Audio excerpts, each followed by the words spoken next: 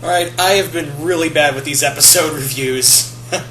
But, yeah, I'm sorry guys, it's just that I've been kind of busy, but I do intend on getting everything that I review out. You know, all the episode reviews, unless my DirecTV goes out, then, you know, that's the only reason. Other than that, it's just me being lazy or too busy.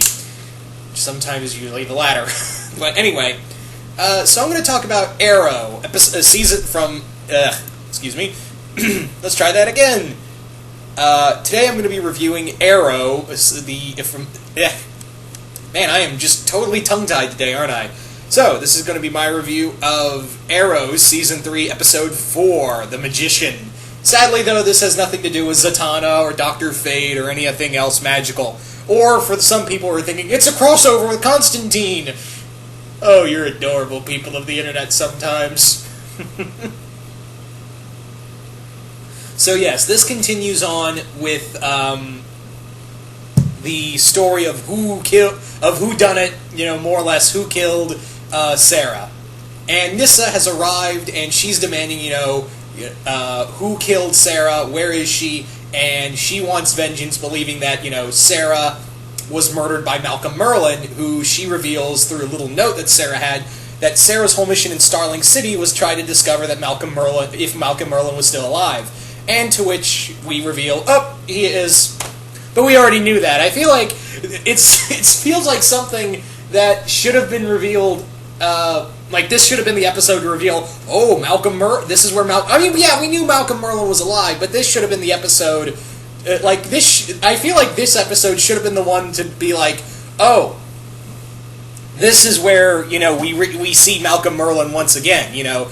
I don't know, it just felt like that. I know we saw it, you know, he was brought back in the previous episode, but I feel like how they do it and how they kind of build up all the characters' reactions, it's kind of like, I feel like this should have been the episode that the Season 3 reappearance of Malcolm. I don't know. So Malcolm, yes, is back in Starling City, and Thea is there at home and trying to get the club back on its feet through quote-unquote investors in some cases. Let's face it, it's probably Malcolm who's probably bankrolling this whole shindig. And Felicity is, of course, still outside in Central City, and she, of course, we all know where she is right now, helping Barry battle Captain Cold. Again, great frickin' episode. I cannot stress enough of how good the episode Going Rogue was. But yeah, not to say this episode was bad, but yeah, Nyssa teams up with the rest of Team Arrow to find Oliver, not to find Oliver, they know where Oliver is. I am really sorry, I'm just really tongue-tied today. Apparently I'm very scatterbrained too, but that's beside the point. Anyway, so Nyssa makes an alliance with Oliver and the rest of Team Arrow to find Malcolm, and she wants to kill him, and so does Laurel, and even Laurel says, you know, do what you have to kill him. And, yeah, Oliver's kind of considering, should I kill him? But, you know, he doesn't want to break that vow of being a killer again. He does not want to break that. While Nyssa is very much like, I don't really care about your laws. I am going to hunt him down and murder his ass. Meanwhile, we have also flashbacks of Oliver being tasked by Waller to murder some terrorist. And it kind of bothers him throughout the story of him pretty much murdering a man that he has no idea about. You know, maybe his conscience would have been clear if he knew a bit more about him, but it just felt like some random stranger. He just he pretty much Assassin Creed. It really did feel like something out of it. How he killed this guy really did feel like something out of Assassin's Creed. I'm just saying. So yes, we later discover in these flashbacks that Oliver sets up a meet for Amanda Waller, and Waller is completely pissed, but how Oliver manages to get her here and kind of manipulate the whole situation was really brilliant. And we find an endgame that some of the reason why she wants Oliver, because it's something petty as revenge, because the plane that was going to be shot down by Oliver in Season 1, that Oliver stopped from being shot down by fires, had China White on it. And she survived, and now she's in Hong Kong. So I'm really curious to see how that's all going to tie in. Cut back to the present time, and Nyssa and Oliver manage to find Malcolm while they're trying to find a monk that supposedly helped Malcolm. Instead, they find Malcolm. There's a really cool fight, and he manages to escape, and Oliver just has a tracer on him, to which we find out, Malcolm, yeah, it's a tracer, I knew how to reroute it. We're going to have a talk in public, in a public area, and I'm going to give you my side of the story. To which Malcolm says, I swear on Thea's life that I did not kill Sarah. I've killed a lot of people, and I'm going to have to deal with that, but Sarah is not one of my victims. And Oliver's like, look, I believe him, and however, the the daughter of the demon is not so convinced, and neither is Laurel. And Laurel pretty much tells Nyssa behind Oliver's back, you're going to go kill him. You're going to kill him no matter what. And yeah, again, I feel like, again, I was kind of giving Laurel the benefit of the doubt because they looked like they had an idea for her, but now they're just like, oh, I'm just going to make her a prissy bitch who's just out for revenge. I know her sister just died, but she's not thinking clearly, just like she didn't think clearly the last 2 seasons. Really, do you just kind of have no idea what to do with some of the characters in here? You just have no idea what it's the same thing with Iris West. Whenever they bring up Iris West, it's usually about her and Eddie's relationship, which I don't care about. Then with anything with Laurel, they just kind of make me go, wow, Laurel, you are just not interesting at all. I mean, they're trying this season, I'll give them that. There are some points, especially with the whole Ted Grant thing they're doing, that's got me interested, but this was just meh.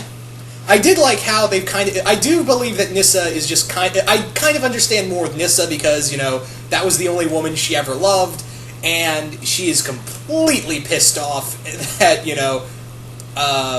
her beloved was taken from her without her knowledge, and she's she's pretty much grieving, and she's taking it out on the one person. You can clearly see that, she's got a pretty set mind on, putting 2 and 2 together and saying, oh, Malcolm's definitely the murderer. Even if he isn't, he's still guilty of laws against my father's league. And yeah, so how does she get back at Malcolm? She kidnaps Thea, and Thea is used as bait to drive out Malcolm, which it does, and we get this awesome 3-way fight between Nyssa, Malcolm, and Oliver, which was completely... I love how well choreographed that fight was, and in doing so, Thea has managed to be rescued, and Oliver makes this really tough decision to let Malcolm live. He decides, look, as long as he's in Starling City guarding my sister, he's under my protection. I know he's guilty, and one day he's going to have to pay for those crimes, but Sarah's death is not on his hands, and you're not going to punish a man, something for, you're not going to punish him for a crime he did not commit. We need to punish the man the person who really murdered Sarah.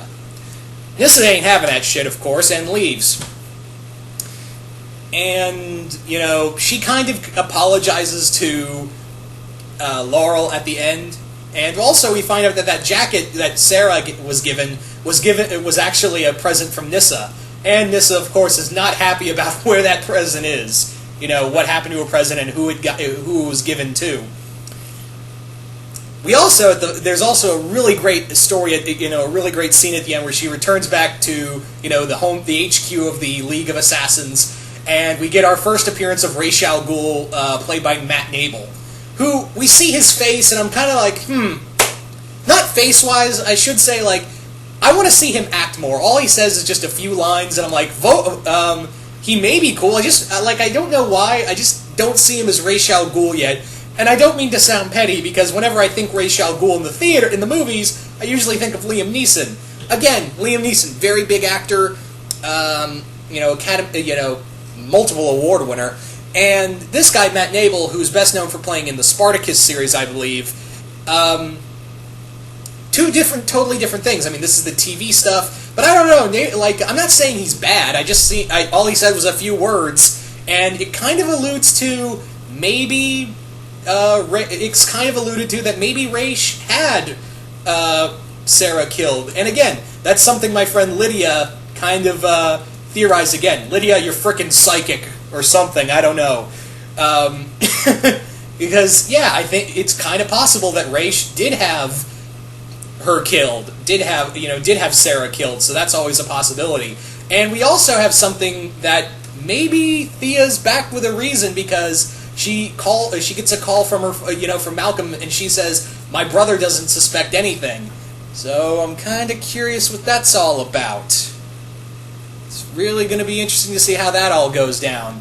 All in all, I really did like this episode. Really interested to see next week's, because this is the secret origin of Felicity Smoke, and really interested in that. Again, it was really cool to see finally Ra's al Ghul after building him up for the past 2 seasons. It was really cool to see that. Action scenes were really good. It's always cool to see John Barrowman be a villain. He is really good at it. And really interested to see this, where this all kind of plays out. And really interested, because again, there are some people who are saying the theory, and also there's kind of a mention to the Lazarus Pit. It's not said, but if you notice what he's sitting in, there's like Ra's is sitting in a little pool, and you kind of think in the back of your head, is that the Lazarus Pit? Is he sitting in a Lazarus Pit, or is he in a pool? I don't know. Who knows? But all in all, I'm really can't wait, because now the League is coming after Oliver, and yeah, this is not going to end well for you, Mr. Queen. Not at all. So, yeah, next week looks like a filler. Well, kind of a filler, I should say, a pseudo-filler, because we are going to get some more depth with Felicity's character. So, really curious to see how this all goes down. But you guys tell me, what did you guys think of this week's episode? Did you guys like it? Did you guys hate it? Let me know in the comments below. And once again, I do apologize for being, very late with a lot of these episode reviews. It's tougher than I thought. I thought, oh, hey, I'll do episode reviews, and I can be on time and all that. Yeah, unless, like I said, unless my DirecTV goes out, it's either because I'm busy or I'm very lazy. It's one of those 2 other reasons. Anyway, once again, hope you all enjoyed this review, and I'm out.